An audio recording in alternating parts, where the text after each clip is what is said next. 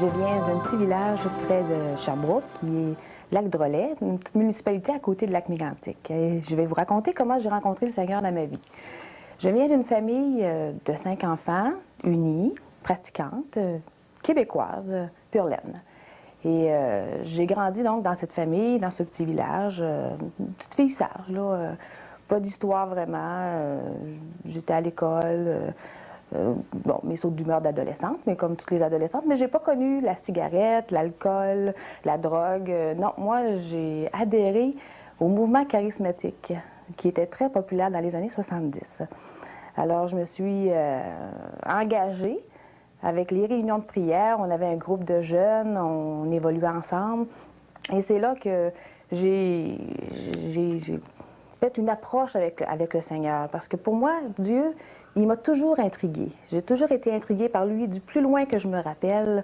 Quand j'étais jeune, j'aimais écouter les films de missionnaires, de saints, de tout ce qui avait rapport à Dieu. J'ai toujours été intriguée par lui et c'était évident que la Bible, pour moi, c'était la parole de Dieu. Ça, c'était clair, je n'avais pas à discuter là-dessus. Alors, en devenant charismatique, je me suis mis à lire la Bible et aussi à pratiquer ma religion, qui était le catholicisme. J'allais à la messe. Et sans qu'on me le demande, parce que je voulais tellement servir le Seigneur, je me suis mis à dire des litanies, mon chapelet, même un rosaire à tous les jours pour les âmes du purgatoire, pour pouvoir les sortir de là. Et donc, ça a fonctionné pendant 3 ans. Mais il faut dire que j'étais adolescente. J'ai commencé, j'avais 15 ans. Au début, ça allait bien, mais la persévérance, je commençais à trouver ça lourd. Je trouvais ça difficile. Parce que ça me demandait, un rosaire, c'est de souvenirs, je pense, c'est 3 chapelets par jour. Donc, ça en faisait des Je vous salue Marie, puis des Notre Père, puis ça roulait. Et j'avais des temps libres. Fait que c'est devenu lourd.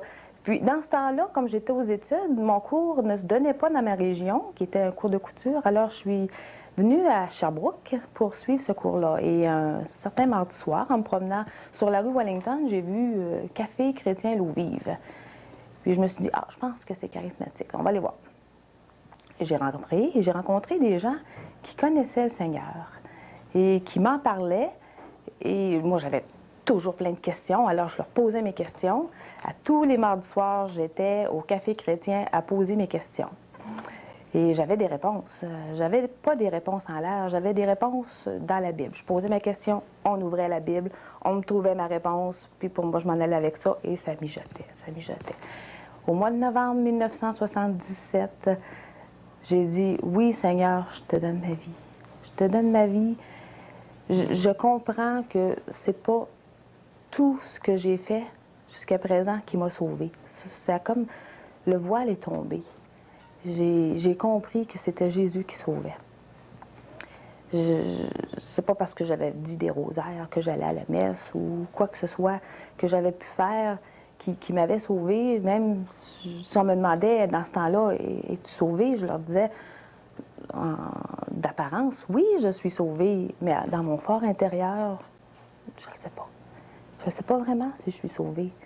Alors, mais quand j'ai connu le Seigneur, en novembre 77, que je lui ai dit oui, j'ai commencé plus à lire la Bible, à chercher mes réponses. Et là, j'ai compris que oui, j'étais sauvée ce soir-là. C'est comme un pharisien qui vient au Seigneur, il laisse tomber sa religion finalement, puis il se donne. Parce que les personnes à qui je posais mes questions, c'est toujours par la parole de Dieu qu'on me répondait. Puis j'avais beau me demander, c'est qui ça, ce monde-là? C'est pas des témoins de Jéhovah, c'est pas des Mormons. Je réussissais pas à cerner c'est qui ces gens-là. Mais on me parlait de Jésus, seulement de Jésus. On ne me parlait pas d'une religion, on ne me disait pas, moi je fais partie de telle église ou telle organisation. On me parlait de Jésus et c'est Jésus qui a touché ma vie. Jésus nous dit qu'on doit naître de nouveau pour voir le royaume de Dieu. Et naître de nouveau, finalement, c'est de perdre le voile que le Saint-Esprit nous enlève. Et pendant toute ma recherche de lui, entre 15 et 18 ans, dans mon adolescence, il y a un verset qui me revient de la Bible, mon verset préféré, qui est Jean 8, 32. « Vous connaîtrez la vérité et la vérité vous rendra libre. » Jésus m'a libérée de toute cette religiosité qui me retenait, qui me séparait de lui.